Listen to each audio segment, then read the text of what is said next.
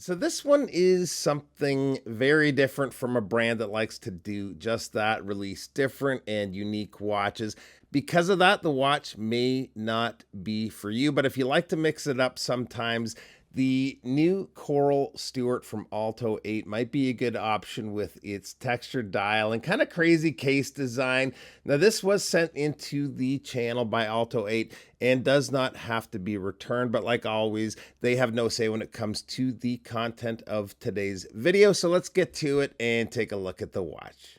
All right, now a few months ago, Alto 8 reached out with some photos of this watch, wondering if I would be interested in taking a look. And I have a soft spot for watches like this. They're just a bit of extra fun to shoot for videos and photos and to wear compared to more typical watches. So I was in right away. The watch is going to be available in three colors to start. There's a blue, which looks cool, then a green that looks to have a gunmetal finish, a PVD coating, and then this gray dialed model. And these will be available towards the end of April by way of a Kickstarter campaign. I'll give you the details on that here in a second.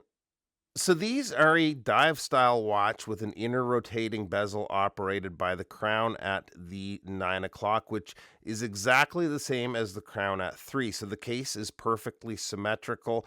The dial on the watch is pressed, giving it a hand hammered looking texture, which is meant to represent the texture of coral. It's a gradient dial moving from gray to black at the edges where it meets the inner bezel. And I like the look.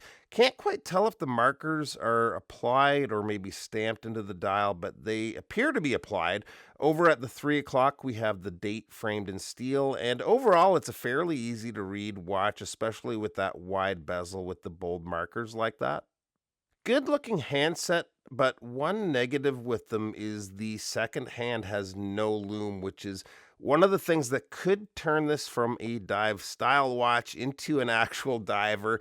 This is a prototype, so there's possibly changes that could happen. And one other than that second hand, I would like to see is the loom. The hour and minute hands are fine, but the hour markers are quite a bit dimmer. Then the bezel loom even dimmer than those. So hopefully they can boost that a little on the production models. The case design is quite complex with lots of little details to look at. I like the vertical brushwork on the top of the case, and all the brushed and polished surfaces are very well finished. The case back is screwed to the case with four screws, and we have the dive helmet etched in the center. And Alto 8 sapphire, all stainless steel, and the automatic text on the perimeter. Both of the crowns are signed screw down crowns. The bezel crown, you almost want to flip the watch over to use in a way, but both crowns feel smooth to unscrew and screw back in. The bezel has faint clicks to it as you turn it, and I do like how that wide bezel frames the dial. Get that screwed back in here. And then on the other side, nice pop when it's unscrewed. Good winding action. The movement, by the way, is the Seiko NH36 movement. So 24 jewel movement with a beat rate of 21,600 vibrations per hour and a power reserve of approximately 40 hours. The strap is ultra soft rubber and very comfortable.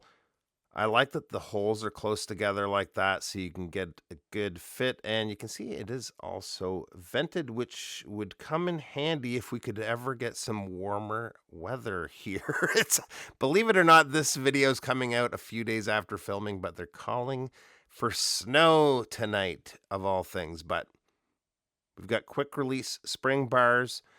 Hardware is stainless steel and signed Alto 8. Size on the watch comes in at 45 millimeters in case width. It's actually 45 by 45 lug to lug. Perfectly square case. The lug opening is 22 millimeters and the thickness is 12.8 millimeters. The crystal is a flat sapphire treated with an anti-reflective coating, and we've got a really solid water resistance of 300 meters.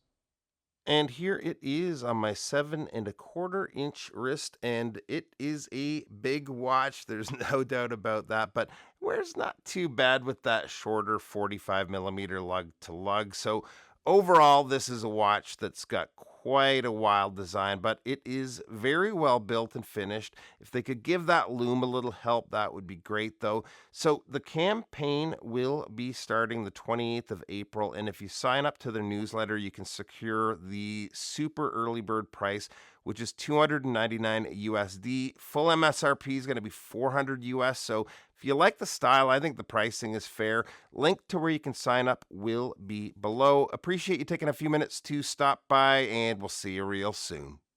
Bye bye.